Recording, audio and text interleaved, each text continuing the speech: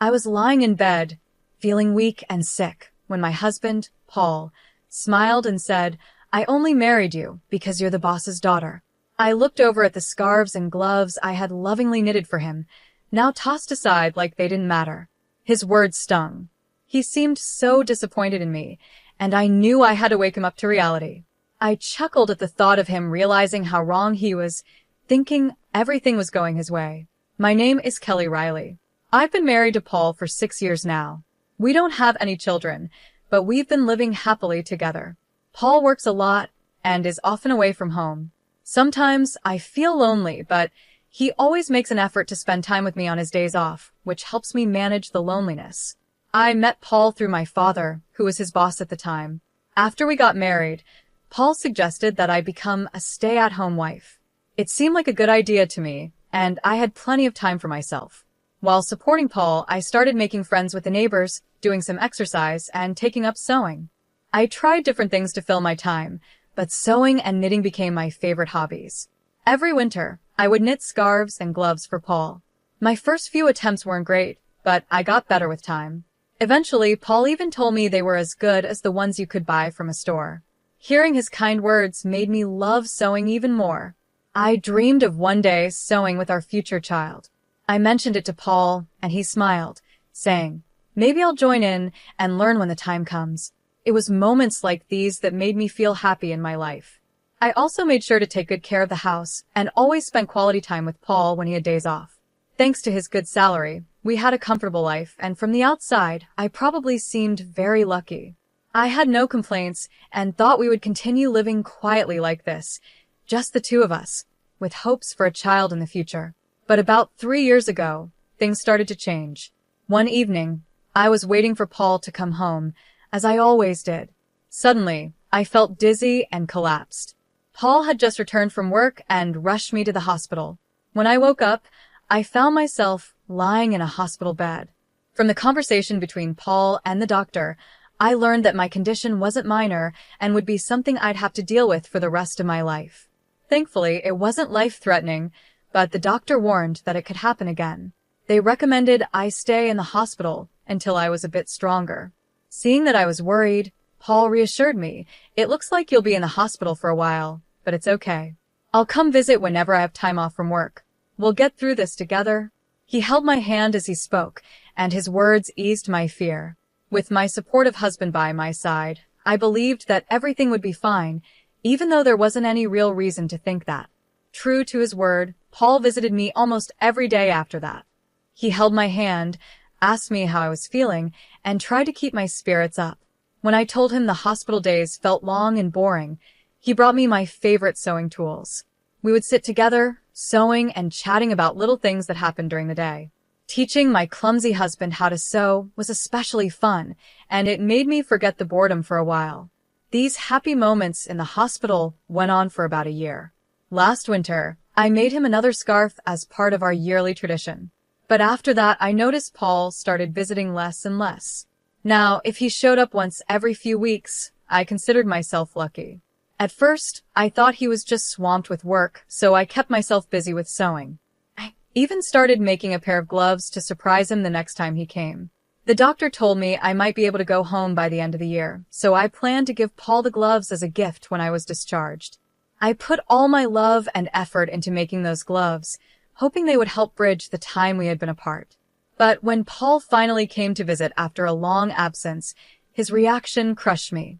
I handed him the gloves, and instead of being happy, he looked at them with cold eyes and said, "Are you still making these? They're just becoming a nuisance now." Then, without a second thought, he handed me the scarf I had knitted for him last year, along with divorce papers. The scarf looked untouched, like he had never even worn it. "Has it been 3 years since you've been in the hospital? I heard you'll be discharged soon, but I can't keep taking care of you," he said. "We should get a divorce." I looked down at the divorce papers when I heard Paul's words. He had already signed them. I thought to myself, so, this is where we've ended up. To be honest, ever since he stopped visiting me regularly, I had considered the possibility of divorce more than once.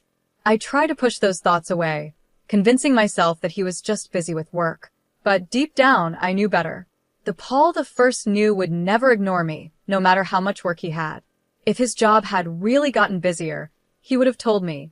When he started disappearing without any explanation, I had a feeling this was coming. That's why, when I asked him why he wanted a divorce, I wasn't as upset as I thought I'd be. I wasn't trying to hold on to him. I knew I had probably become a burden to him. If the kind Paul the First used to know was now asking for a divorce, I figured I didn't really have a choice. But I was still curious. He had once promised we'd get through this together, so I wanted to know why he had changed his mind. When I asked, Paul responded, "Isn't it obvious? Ever since I married you, all I've had are problems. I'm sick of the scarves and gloves you give me every year. I only married you because you're the boss's daughter. How can I be expected to deal with you being sick on top of everything else?" He laughed in a way that felt like he was mocking me. It was as if all the joy I had found in our life together, all the talks we had about love, happiness, and loneliness, meant nothing to him. He made it clear that he thought I was a fool for believing in those things. He continued, "Who even wears a handmade scarf anymore without feeling embarrassed? Getting gifts like that is just annoying." As I listened to him, I glanced at his neck and noticed a high-end scarf I didn't remember giving him. Compared to the scarves I made for him, this one was obviously of much better quality. There was no point in comparing mine to that one. It made me wonder if he had ever actually worn any of the things I made for him. He must have hated them all along, and I just never realized it. After I was hospitalized, my father retired from the company shortly after.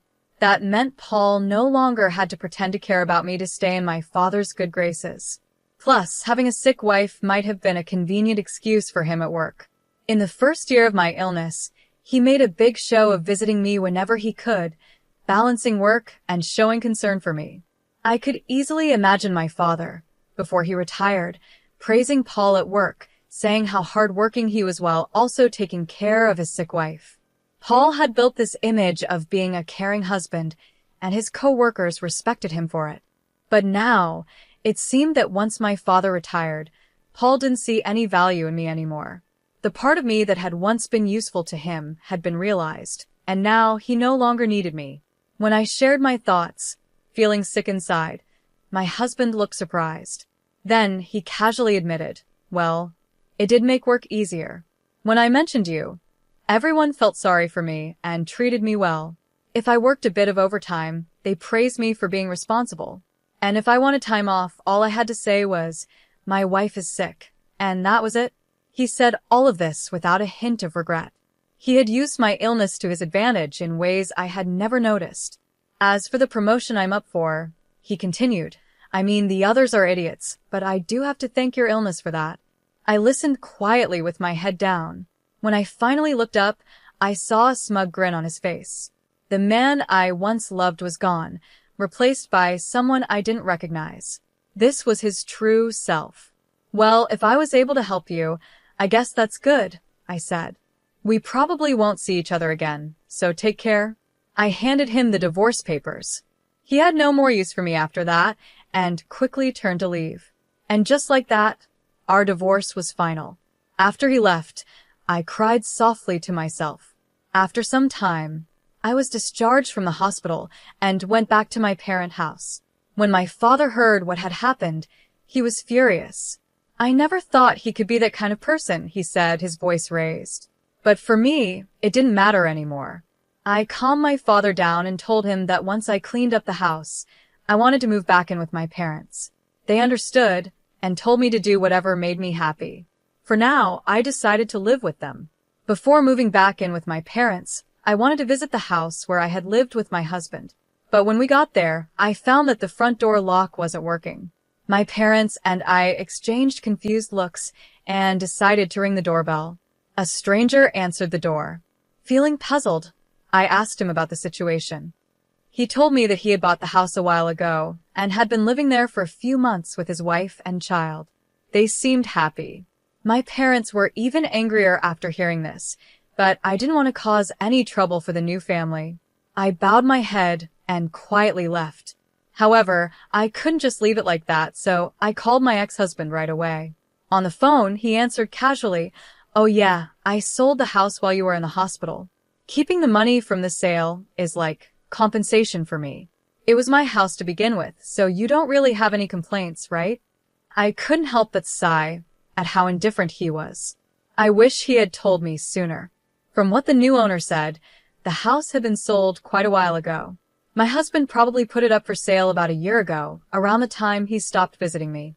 Even if he had planned to divorce me, selling the house without discussing it with me was just outrageous. Our divorce had already been finalized when we signed the papers, but since I was still in the hospital, we had agreed to talk about compensation and dividing assets after my discharge. We had a meeting planned for next week, but he decided to act on his own. It was unbelievable. What made it worse was that he didn't even think he had done anything wrong. So, I calmly told him over the phone, "You really don't understand anything, do you?" "Huh? What do you mean?" he asked, sounding confused. "I'll explain everything in detail next week," I replied and hung up the phone. I smiled at my worried parents and then turned to my father. "I need a favor," I said, sharing my plan with him and asking him to help me get ready for what was coming. "I understand," my father said, his face serious but supportive. "I've already prepared the necessary documents. There's not much time before the meeting next week, but we'll manage." I could see a hint of regret in his eyes, probably because he had once recommended my husband to me. But his anger at what my husband had done seemed to drive him to help me as much as he could. I thanked my father and waited for the day of the meeting. The thought of seeing my husband's reaction made me smile for the first time in a while. With my father's help, we got everything ready for the meeting. We decided to hold the discussion at my parents' home. My parents and I sat together on one side, and my husband sat alone across from us. I'm sure he knew my parents were hurt by the divorce, but it didn't seem to bother him anymore. He didn't show any sign of respect towards them, and his face even held a hint of a smile. His attitude was arrogant, as if he didn't have anything to worry about. "I'm the victim here," he began, "but I'm not going to ask for too much. The money from the sale of the house will be enough." He spoke as if he was being generous, like he was doing us a favor by not asking for more. Seeing his smug attitude, my father's face turned red with anger. I gently placed my hand on his to calm him down. There was no need for us to get upset. We knew that in this discussion, my husband was the one who would be at a disadvantage, not us. "There's something important we need to talk about first," I said, keeping my voice calm. I spoke up and my father handed over a document. It was proof that the land where the house stood was owned by him. "Yes, the house was in your name. There's no question about that," I said. "But the land the house was built on belongs to my father, and he still holds the title to it. That's clear from this document, right?" My husband's expression changed slightly, his brow furrowing. "So what?" he replied. "The house was mine. No one has the right to complain. Do you think you can get back at me with that?" He chuckled, as if he found the whole situation ridiculous. I continued calmly. "It's true that the house was in your name, and legally, you could sell it. I'm sure you checked all of this before you sold the house, and there's no legal issue with your actions." My husband seemed confident, knowing there was no problem from a legal standpoint. "However," I said, "for the family who bought the house, this is a big issue. You sold the house, but since we still own the land, my father can charge them rent. That would definitely cause them trouble, don't you think? The situation isn't what they were led to believe." I paused before continuing. "Now, neither my father nor I intend to charge them rent or make them leave. But we also don't plan on just giving away the rights to our land for nothing. In that case, we would sell the land to the family. We wouldn't demand monthly rent, but it would be a problem for us if they didn't buy the land. My father gifted that land to us to live on, not for it to be handed over to strangers." I added, "And if they don't buy it, the family could sue you." As I said, the deal wasn't what they expected. Can you imagine their frustration? They thought they were buying their dream home, only to find out the land isn't theirs, and they now have more expenses. After we obtained proof of my father's ownership of the land, we went straight to the new family and explained the situation. Thankfully, they understood and agreed that if there was any trouble, it was the seller's responsibility. If things didn't go well with the negotiations, they made it clear they would sue my husband. When I saw my husband's face turn pale, I knew he finally understood the gravity of the situation. He realized that no matter what, This was going to cost him a lot of money because of his mistake. In a trembling voice, he asked, "What should I do then?" I smiled and calmly responded, "The family can buy the land from us, making them the full owners of both the house and the land. Then you would have to cover the cost of the land. This way, everything can be settled smoothly, and there would be no need for the family to sue you. Once they own both the house and the land, all the issues will be resolved. However, since they weren't informed about the land price when they bought the house, they will likely make you pay for it. That's not their problem to deal with, it's yours. The real issue is that the land is in a prime location, and its value could be higher than what you sold the house for. Even if you give up all your assets, it might not be enough. In the end, you could be left with nothing." I paused for a moment and continued, "Another option is for you to buy the house back and then pay for the land. Of course, you'd have to cover the relocation fee for the family living there. This would give you back both the house and the land, and you could try selling them again, maybe making some money. But after paying for everything, you probably won't end up with much, if anything at all. Whichever option you choose, you'll be at a loss," I added. "And let's not forget about alimony. Your actions have caused me a lot of mental distress, and I plan to ask for compensation for that. Keep that in mind." All this time, Paul had used me as a tool to help his career. Now that I understood this, I felt disgusted by everything he had done. I also planned to file for damages for the emotional harm he caused me. Even though it might be hard to prove and I might not win, bringing up these issues was important, especially considering the situation he's in now. Paul, now cornered, didn't seem to have the ability to fully process what was happening. It looked like all these things could become his reality soon. My father, seeing the opportunity, added, "Even though I'm retired, I still have many connections at the company. I've been talking to some of my old colleagues, and they've told me what you've been saying about my daughter and how you've treated her. People at work have lost all respect for you, Paul." With a cheerful smile, my father delivered this news, and I could see Paul finally grasping the seriousness of the situation. The status he had built by using me and the money he had gained from selling the house without my consent, none of that mattered anymore. "Now," I said, clasping my hands together with a smile, "let's discuss what comes next. We need to settle the division of assets, compensation, and the house." The smile I gave him now was different from any smile I had shown him before. This time, I was smiling more brightly than I had in a long time, feeling a sense of relief and power since our separation.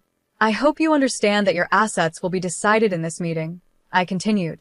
Paul could only force a laugh, but tears filled his eyes.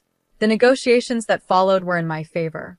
Paul agreed to pay me alimony, and we also settled that he would pay for the land where the house stood. We later explained everything to the family who had bought the house, and in the end, everyone benefited from the agreement, except Paul. He lost everything. The rumors my father had started spread throughout the company, causing Paul to lose his reputation. His expected promotion was delayed as upper management raised concerns. The rumors continued, and soon Paul had no place in the company. My father later informed me that Paul had resigned. I guess you could call it karma. Things gained through using others can disappear just as easily when someone decides to take action. As for me, I'm now living with my parents and running a sewing class. While my classes aren't packed, I've managed to earn a decent income thanks to the support of neighborhood women and children who attend. Even though I never had the chance to sew with my own children like I once dreamed of, I've realized that sharing what I love with others brings me real happiness.